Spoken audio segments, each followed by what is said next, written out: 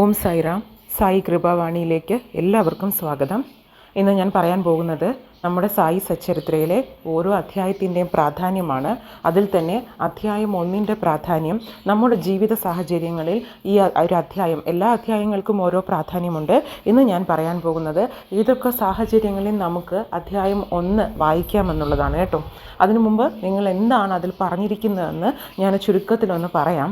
അതിൻ്റെ ഇമ്പോർട്ടൻസ് എല്ലാവർക്കും, സായി ഭക്തരായ എല്ലാവരും ഡെയിലി ബേസിസിലായിക്കോട്ടെ വ്യാഴാഴ്ചകളിലായിക്കോട്ടെ നിങ്ങൾ മുടങ്ങാതെ സായി സച്ചരിത്ര വായിക്കുന്നവരായിരിക്കാം അല്ലേ. പക്ഷേ പലരും അത് വായിക്കുന്നത്, അതിൽ പറഞ്ഞിരിക്കുന്നത് വെറുതെ അങ്ങനെ വായിച്ചു പോവുക അല്ലേ, ഒരു കഥയെന്നോണം വായിച്ചു പോവുക. പക്ഷേ എന്നോട് ചോദിച്ചാൽ ഓരോ അധ്യായത്തിലും ബാബ പറഞ്ഞിരിക്കുന്ന ഓരോ കാര്യങ്ങൾക്കും ഓരോ അർത്ഥങ്ങളുണ്ട് കേട്ടോ. അത് മനസ്സിലാക്കി നമ്മൾ വായിക്കാൻ തുടങ്ങുന്ന സമയത്ത് നമ്മൾ വായിക്കുന്ന ഓരോ അധ്യായത്തിൽ നിന്നും നമ്മുടെ ഓരോ പ്രോബ്ലംസിനുള്ള സൊല്യൂഷൻ ലഭിക്കുമെന്നുള്ളതാണ്. അങ്ങനെ ഇന്ന് അധ്യായം 1 പറയുന്ന അതിൻ്റെ ഇന്നർ മീനിങ് എന്ന് വേണമെങ്കിൽ പറയാം. എന്താണെന്ന് പറയാം. ഫസ്റ്റ് അധ്യായം 1 എല്ലാവർക്കും അറിയാമല്ലേ. എന്താണ് പറയുന്നത്? ഹേമന്ത് പന്ത് സായി സച്ചരിത്ര എഴുതാനുള്ള ഒരു സാഹചര്യം, അതുപോലെ തന്നെ ഗോതമ്പ് പൊടി വിതറി ഗ്രാമാതിർത്തിയിൽ വിതറി ബാബ എങ്ങനെ കോളറയെ നിയന്ത്രിച്ചു എന്നുള്ളതാണല്ലേ.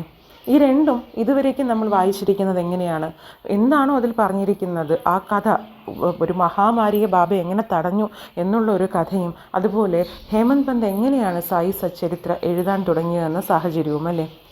ആദ്യമേ തന്നെ പറയട്ടെ, അതിൽ ആദ്യം ഹേമന്ത് പന്ത് എന്താണ് പറയുന്നത്? എന്നിലൂടെ ബാബ തന്നെയാണ് ബാബയുടെ ജീവചരിത്രം എഴുതിയിരിക്കുന്നതെന്നാണല്ലേ. അതിൽ നിന്നും ഇനി മുതൽ നമ്മൾ മനസ്സിലാക്കേണ്ട ഒരു കാര്യമുണ്ട് കേട്ടോ. എപ്പോഴാണോ നമ്മൾ ബാബയെ പരിപൂർണമായി ആശ്രയിച്ച് ബാബയുടെ ഭക്തരായി മാറുന്നത്, അപ്പോൾ നമുക്ക് തോന്നുന്ന ഓരോ ചിന്തകളിലൂടെ അത് എങ്ങനെ ആ ചിന്ത നമ്മളിൽ കൊണ്ടുവരുന്നതും അതിലൂടെ എങ്ങനെയാണ് ആ കാര്യം നടത്തിയെടുക്കേണ്ടതെന്നും അതിൽ നിന്നും എങ്ങനെയാണ് നല്ലൊരു റിസൾട്ട് ലഭിക്കേണ്ടതെന്നും എന്നൊക്കെ നമുക്കൊരു സൂചന തരുന്നത് ബാബ തന്നെയാണെന്ന് വിശ്വസിക്കുക കേട്ടോ. കാരണം നമുക്കൊരു പ്രോബ്ലം വരുമ്പോൾ ആ ഒരു ചിന്ത നമ്മുടെ മനസ്സിൽ കൊണ്ടുവരികയും അതിനുള്ള ഒരു വഴി മാർഗം എങ്ങനെയാണ് കാട്ടിത്തരുന്നതെന്നും അതിലൂടെ നമ്മൾ എങ്ങനെയാണ് ആ ഒരു പ്രശ്നത്തിൽ നിന്ന് പുറത്തു കടക്കുന്നതെന്നും എല്ലാം ബാബ തന്നെയാണ് നമുക്ക് മാർഗനിർദ്ദേശം തരുന്നത്. അതാണ് സായി സച്ചരിത്രയിൽ ഹേമന്ത് പന്ത് പറയുന്നത്, എന്നിലൂടെ ഞാൻ വെറും ഒരു ഒരു ഉപാധി മാത്രമാണ്, എന്നിലൂടെ ബാബയുടെ ജീവചരിത്രം എഴുതിയത് ബാബ തന്നെയാണ്.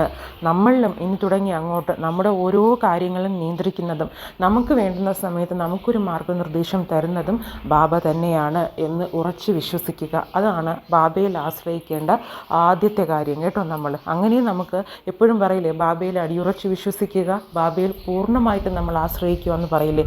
അതിൻ്റെ ആദ്യത്തെ പടിയാണിത്. നമ്മളിൽ തോന്നുന്ന എല്ലാ ചിന്തകളായിക്കോട്ടെ, എന്ത് തന്നെ പ്രോബ്ലംസ് ഉണ്ടായിരുന്നാൽ പോലും അതിനെല്ലാം വ്യക്തമായൊരു സൊല്യൂഷൻ, സൂചന നമുക്ക് ബാബ തന്നുകൊണ്ടേയിരിക്കുമെന്ന് ഉറച്ചങ്ങ് വിശ്വസിക്കുക.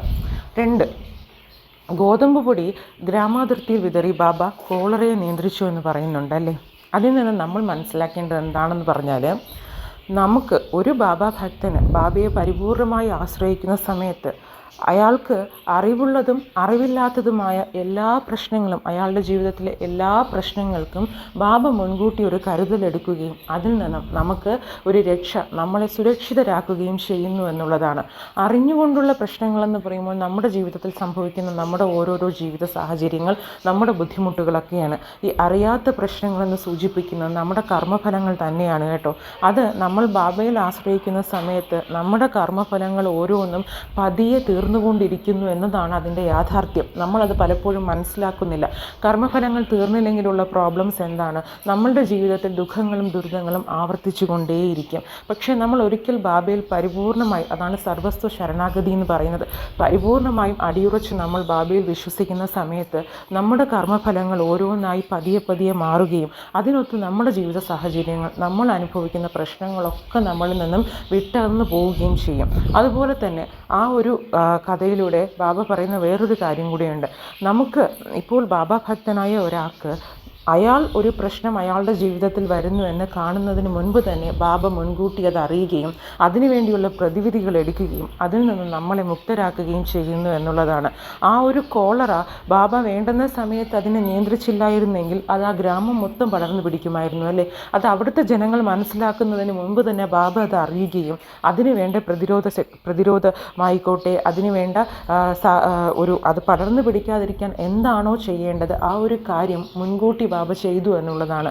നമുക്കും അതുതന്നെയാണ് ബാബ ചെയ്തുകൊണ്ടിരിക്കുന്നത്. നമ്മൾ എപ്പോഴാണോ ബാബയിൽ ആശ്രയിക്കുന്നത് ആ സമയത്ത് പിന്നെ അങ്ങോട്ട് നമുക്കൊരു ഭയം വേണ്ട എന്നുള്ളതാണ്.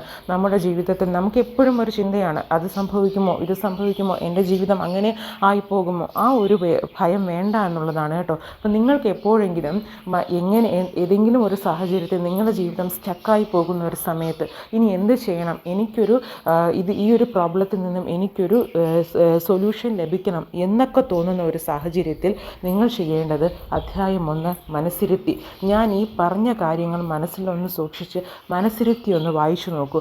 ഉറപ്പായിട്ടും അതിൽ നിന്ന് നിങ്ങൾക്കൊരു സൂചന കിട്ടും. വെറുതെ വായിക്കരുത്.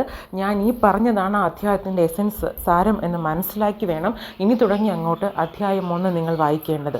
ഞാൻ ഇന്ന് തന്നെ നിങ്ങൾക്കൊന്ന് ശ്രമിച്ചു നോക്കാം. ഞാൻ ഈ പറഞ്ഞ കാര്യങ്ങൾ മനസ്സിൽ വെച്ചുകൊണ്ട് തന്നെ അധ്യായം 1 ഒന്ന് വായിച്ചു നോക്കൂ. അപ്പോൾ നിങ്ങൾക്ക് മനസ്സിലാവും. ഇതുപോലെ ഓരോ അധ്യായത്തിലും ഓരോ കഥകളിലൂടെ ഓരോ വ്യക്തികളുടെ ജീവിത പ്രശ്നങ്ങളിലൂടെ ബാബ പറഞ്ഞിരിക്കുന്നത് ഓരോരോ സന്ദേശമാണ് കേട്ടോ. അത് നമ്മൾ മനസ്സിലാക്കി ഉൾക്കൊണ്ട് വായിക്കുന്ന സമയത്ത് സായി സച്ചരിത്രയെക്കാളും വലിയൊരു മാർഗ്ഗനിർദ്ദേശം, വലിയൊരു ഗൈഡൻസ് നമുക്ക് വേറെ ഇല്ല എന്നുള്ളതാണ് സത്യം.